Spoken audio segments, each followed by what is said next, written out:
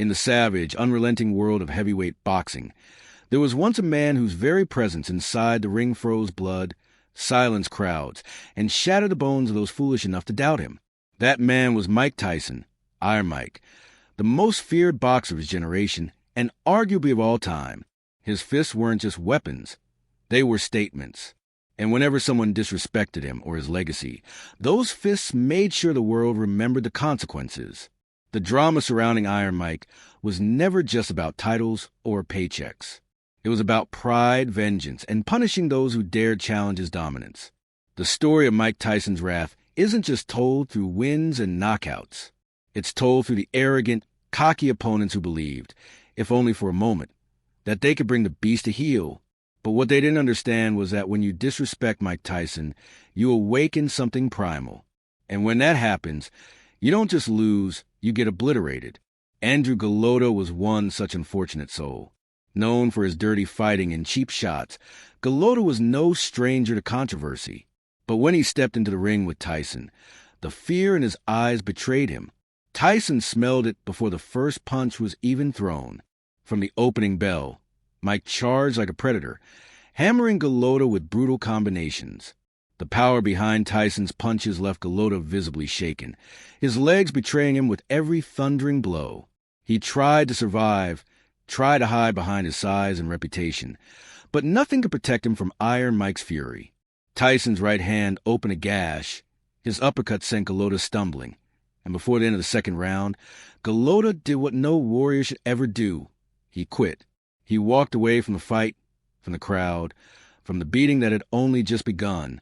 The fans roared in disgust, hurling objects into the ring as Golota escaped, forever stained as the man who surrendered to Tyson.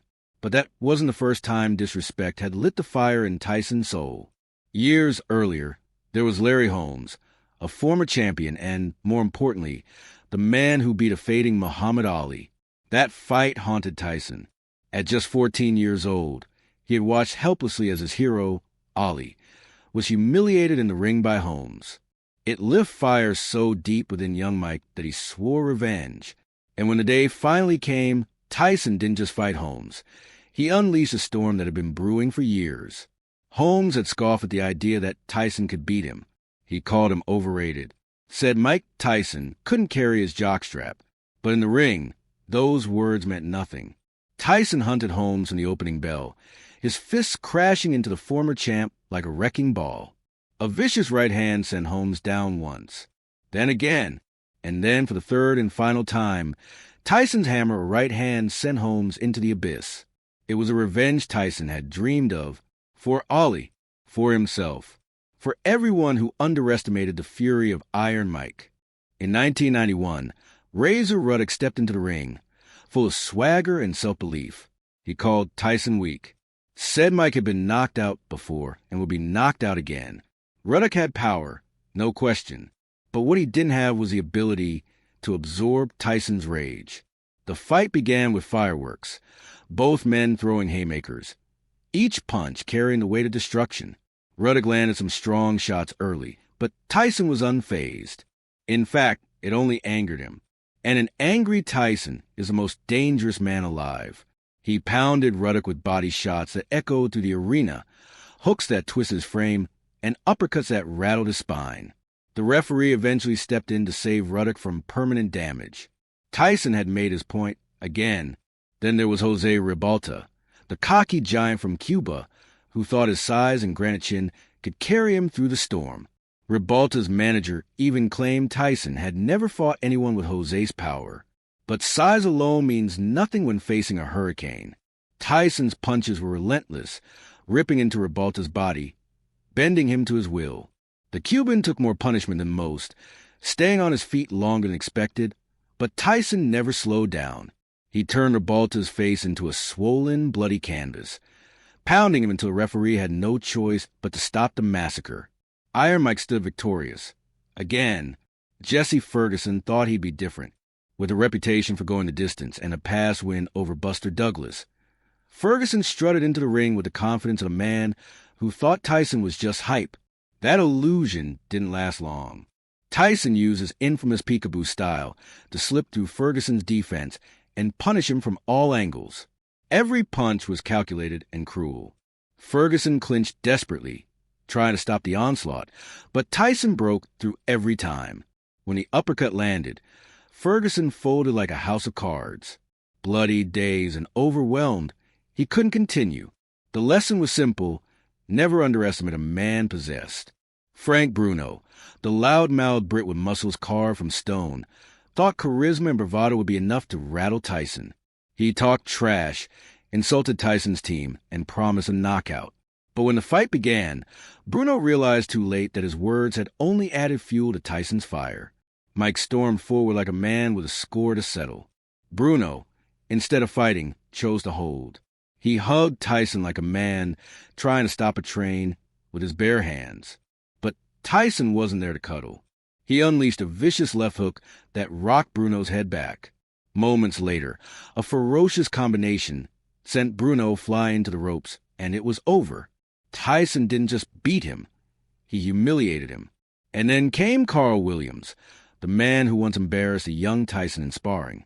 That memory had burned into Mike's brain. And now, 6 years later, Williams was stepping into the ring with a very different opponent. Tyson, now a champion, carried with him not just skill but purpose. Williams tried to keep Tyson at bay, jabbing and circling. But it only took one. One thunderous left hook from Tyson landed on Williams' jaw, and everything changed. Williams collapsed like a marionette with its strings cut. The fight was over in less than a minute.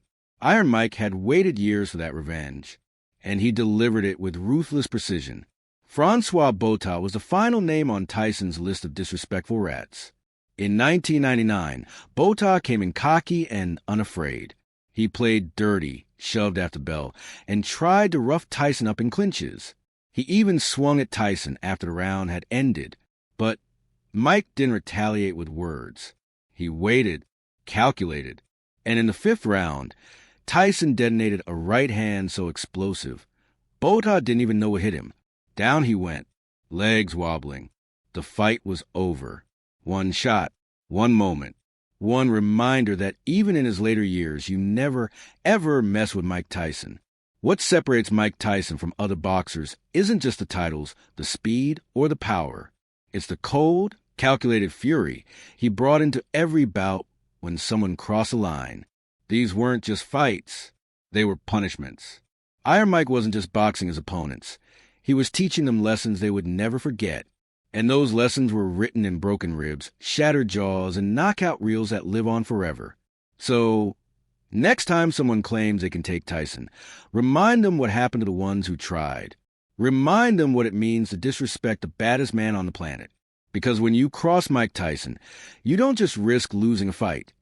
You risk becoming part of a brutal highlight reel, forever remembered as another cocky fool who learned the hard way why they call him Iron Mike. Now it's your turn. Do you think anyone in history could have taken down Iron Mike at his peak? Or was he truly untouchable in his prime? Drop your thoughts in the comments below. And if you enjoyed this deep dive into boxing history, don't forget to like the video and subscribe for more stories that pack a punch.